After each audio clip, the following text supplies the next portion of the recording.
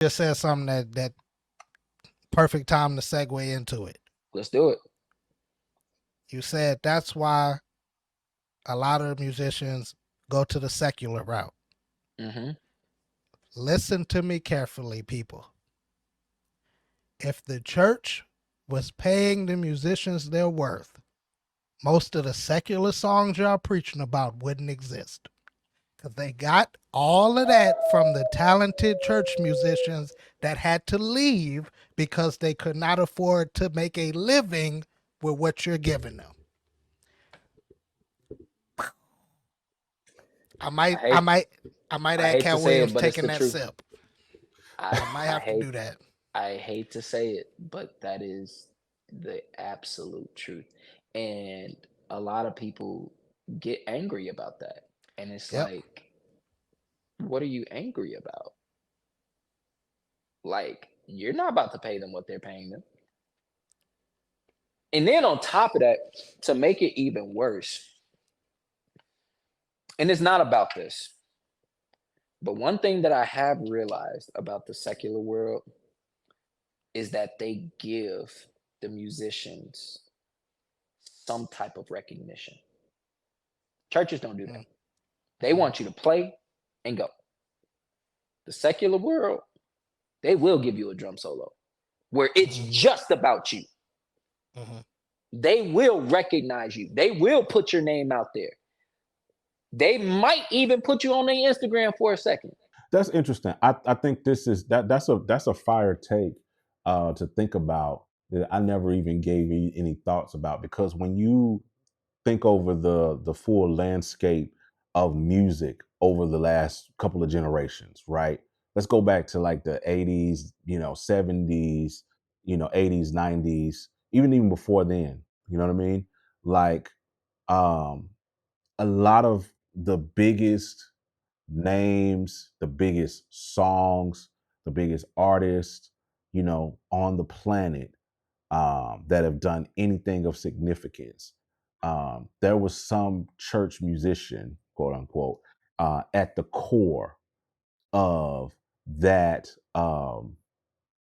that song, whether it was writing it, performing it, doing it. I think back to Montel Jordan. Montel Jordan was like the guy who wrote "This Is How We Do It," one of our most prolific. That's like pop culture. It don't matter if you're black, white, Hispanic, whatever. You know that song. You've heard it. It's huge in pop culture. Church musician, Tank, church musician. Like there's you can stack stories on top, and probably 50 of them in your brain. You know what I mean? Church musicians have been at, specifically black church musicians have been at uh the apex of just about anything across the pop most popular songs. And I kind of like the way Josh framed it, in the sense that he said, if these musicians had have been paid what they were worth, or not even, let's just throw money out of the conversation. Let's just throw money out of the conversation. Let's not even make it about money. Let's not even make it about money, because I like to attack it from this way. Let's make it about pastoring and stewardship of these gifts. If these musicians had been pastored, some of them, not all of them, but if some of these guys and gals had been pastored, handled the way that they needed to be handled, as he says, some of these songs would not exist. It just wouldn't exist. Like, they would have never went over to the world. If the church was taking care of them the way that the world took care of them, you know what I'm saying? You wouldn't see that. And I know there's some people that are argue and say that, like, yo, like, you know what I mean? That's not the church's responsibility, and that's glorifying flesh, and that's, they're led away of their own lust, and the whole love of money argument. That fits in a lot of categories, but I don't think it fits in every category. I don't think it's a monolith, right? We love to take these things and make them a monolith, but I know there are so many. You hear when you go and watch documentaries. I love documentaries, docuseries, all of these different things like that. That cover the lives of some of these musicians, these singers, these artists, and you hear how so many of them started in the church, and then you start to listen to their church stories, their church hurt stories, how they weren't pastored, how they grew up as pastors' kids, how they saw the worst and the worst of the church. If the church would be the church, it would mitigate a lot of this falling away. But because of hypocrisy, because of uh, you know, uh, them not properly stewarding these musicians. Yes, because of money. I'll put that at the tail end because I don't want to make that the paramount. I believe that if these guys slash gals were pastored the way that they needed to be, we would not have seen a lot of this crossover, and we would not continue to see a lot of the in and out and the gig economy that everybody loves to criticize musicians about. But at the same time, they won't pastor them. Forget compensation.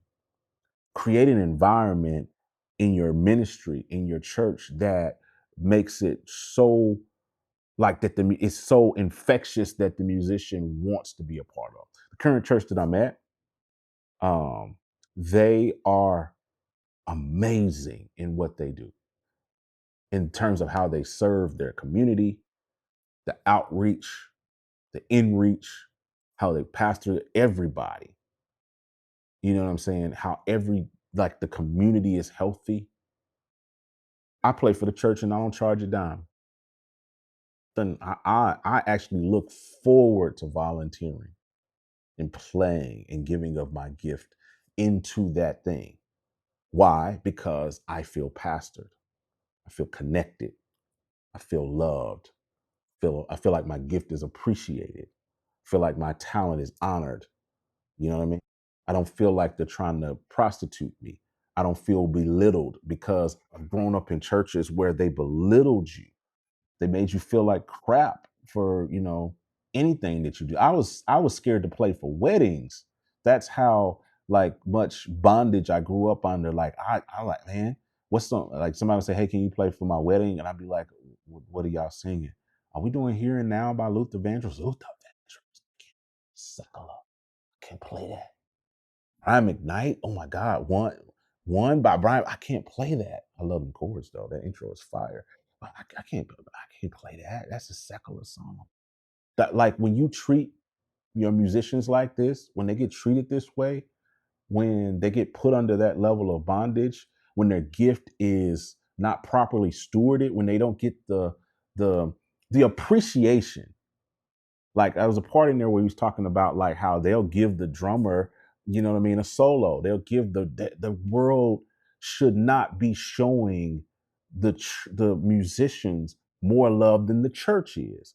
We should not feel more our gift being more celebrated, more welcomed, you know what I mean, than the church does. And sorry to say it, whether you ascribe to it or believe it or not, we go where we are respected. We are where we follow, especially as men. Men follow honor. Men are attracted to respect and honor deeper than we are attracted to like women in turn, especially when it comes to women attracted to women in terms of like their sex appeal. You could be a beautiful woman, you know what I'm saying? But if you don't honor or respect me, that our relationship is not going to last long because there's just no honor or respect there. And we, especially as men, we draw to honor, we draw to respect. And if the world, whatever, and all of the evils and all of the secular stuff and all of the stuff that's out there, but if they showing love, not just with their not just with their wallet, but showing love and respect from like I've been in situations where I've been walked into secular situations and they're just like, man, bro, we just so happy to have you here, man. We just, man, I can't believe you came. Man, it's just I'm so happy to have you a part of this. And I've walked in churches and gave my all and didn't even get a handshake on the way going out. They didn't get a like, thank you for coming. Never mind getting paid. Just getting just thanks. Didn't even get a thank you. And you're expected to just serve. And it's just, There's no, like, it's so much we can unpack here. It's an onion. And I don't want to like beat a dead horse. I love engaging with you guys in the comments section. Let me know what you guys think about this. I've said my piece. I want to know what you guys think about it. Let me know down in the comments section. Yo, what up, guys? It's your boy, John Mike. If you've been rocking with my content and you want to go beyond what YouTube allows, what social media allows, that's exactly why I created my Patreon. Over there, I break down the real side of music tech, business, how this industry actually works, the creative side. I'm talking exclusive podcasts with your favorite creators. And there's 3 ways that you can join. There's a support tier that starts at just $5 a month. That's for people who just want to support my work and get early access to the content that I create. The Creator Plus tier goes deeper into the tools, the workflows, the plugins, everything that I use to create and scale out my content. And then there's the Business Plus tier. This is where we talk strategy, monetization, ownership, all of the things that I do to make money, how I scaled a 7-figure company, how you can do it too, asking questions, all of the crazy things that you want to know about how to build a sustainable, real career in music. So if you're really ready to take this to the next level and grow your creative business this year, then please join me over there at Patreon. The link is down below. I'll talk to you guys over there. Let's get it.